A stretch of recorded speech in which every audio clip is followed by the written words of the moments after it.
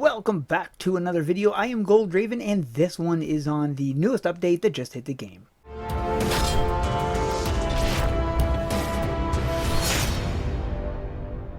So we have some awesome new armor sets that you can get, and some of these sets have amazing stats. Now before you get access to these challenges, you need to complete the story quest of the Archengrove to get access to these challenges. I'm not sure exactly how far in the story quests you need to go to get access to these new challenges, but I know you do have to get a ways into them. Now, as you may or may not know, there is a daily, now this has been in here from the last one, where you have to kill the wolf boss and the unicorn boss in the Archengrove Forest and in the Unicorn Glen. Upon doing so, you're going to be getting quite a lot of XP, some gold, and the moat, Archengrove moat. 100 of them. Now when you get to the Archengrove Tower, you're going to want to head up the stairs and avoid that step right there, and then head into the council room. And when you get here, you're going to want to loop all the way up to the Jedi the Arcknight Council. And here you're going to be talking to the Arcmage Arzir, I don't know how to say his name. Now you get a daily that you can do. Now this will require you entering the challenge, where you will be facing off against the Void Arcmage, and after killing him you can return here and then turn in the quest. Now this gives you something that you're going to be needing for the crafting. It also gives you the essence that is a very difficult. So this is a daily. You can do this every 24 hours. Definitely worth it. Now in the Arcmage equipment, you have a lot of really awesome stuff that you can get. And the stats here are also really good. Now the Mage scrap that you get from the daily is the only way that you can actually get Mage scrap. It is not dropped by the boss. You've got some really good armor and evasion, takes a small hit on the haste, but it's still a really good belt. Looks really awesome too. You've got the gloves. Now if you don't like having a lot of attack, if you prefer having more of a balance, this is a great option for you. You've got the cape. That is one of the best capes in the game. You have the other one that you can get from the other craft shop at the entrance of the tower, and it's probably pretty close in stats to this one. This is a really nice looking cape. You've got the shoulders, which again, minus the attack, this has really good stats overall. Good armor, good crit. And these are the shoulders right here. Really unique looking shoulders. You've got the hood here, which takes a hit in the armor and attack, so not really one I'd be going for, but it is a nice looking hood. And then the helm, which is something quite new looking. Not my style at all, but it's okay. And then you have the armored robes. Now I threw this on. This is an absolutely amazing armor piece. Definitely the first thing that I went for. I had some Grove Essence and some Mage scrap, so I just grabbed this. Really nice looking, but it was the stats that I really wanted. And then you can get these gloves here. Now these gloves are currently better than the gloves I have on. I don't even know what gloves I have on. I have the hardened, so that makes sense, and it has good attack, and then the rest of it is just really good. And you do need, in order to make all of the Arcmage stuff, you're going to be needing these things as well. So for this one here, I am going to be needing the Grove Essence, the Mage Scrap, that, like I said, you can only get from the daily, and then the gloves here. So before you get anything else, you're going to want to get these gloves first.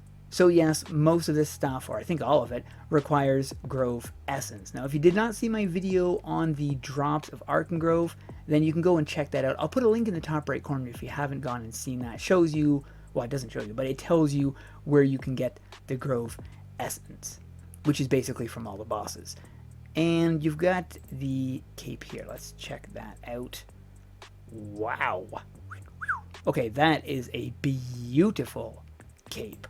And it's got decent things, minus the crit, kind of takes a hit on there. Shoulders, these are excellent shoulders. The attack goes up even more than the shoulders that I have. And again, you're going to be needing the other shoulders plus the mace. Now, this is going to take a while to get, but look at these shoulders. Absolutely amazing. And then this one here, which takes a massive hit when it comes to things. Now, you're going to be needing the heavy arcane amulet. This is obtained by the guards. You can talk to the guards that has the craft shop at the entrance of the tower by the bridge. And this thing here is also very difficult to get, but to get this, you're going to need this. Are the stats worth it? Personally, not to me, they're not. But if you really like the look of this helm, then you're going to want to get that. This is the only helm with this, so not really sure why it needs the arcane amulet for that, but... And then, of course, you have this. Now, I'm actually not going to be crafting this because I want to keep the robes that I have has better stats than this, at least for me, because it has amazing attack. But this is a really nice looking, I mean, the full set just looks absolutely amazing. Then the final thing is the Arcmage Azure staff. And this one here, the stats are decent. Now, I am an attack person. I go for attack, crit, some haste, but I'm not too heavy on health or armor. Now, this is why, for me, I like my weapons to have a lot of attack. But it doesn't mean this is a terrible weapon or anything just because its attack is lower than what I personally have right now.